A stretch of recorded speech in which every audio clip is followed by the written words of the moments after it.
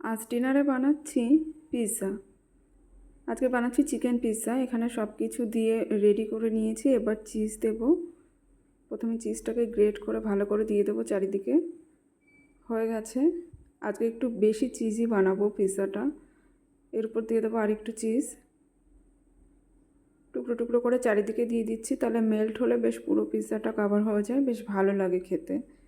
এর উপর দিয়ে একটুখানি সাজানোর জন্য দিচ্ছি ক্যাপসিকাম আর অনিয়ন। এটাকে আমি আগে ফ্রাই করে নিয়েছি। এবার এটা রেডি হয়ে গেছে মোটামুটি। এবার দিয়ে দেবো একটু অরিগানো। চারিদিকে ভালো করে ছড়িয়ে দিচ্ছি। চিলি ফ্লেক্সটা শেষ হয়ে গেছে, ওর জন্য এখানে দিচ্ছি গোলমরিচ।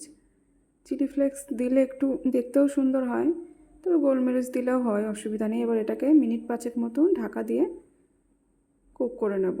এবার হয়ে গেছে। পিৎজাটা এখানে কেটে নিয়েছি 4 টুকরো করে। এটাকে আমি খাবো সস দিয়ে। খেতে কিন্তু খুব ভালো হয়েছিল। এভাবে বাড়িতে বানিয়ে খাবেন, দোকানের থেকে অনেক অনেক ভালো হয় খেতে।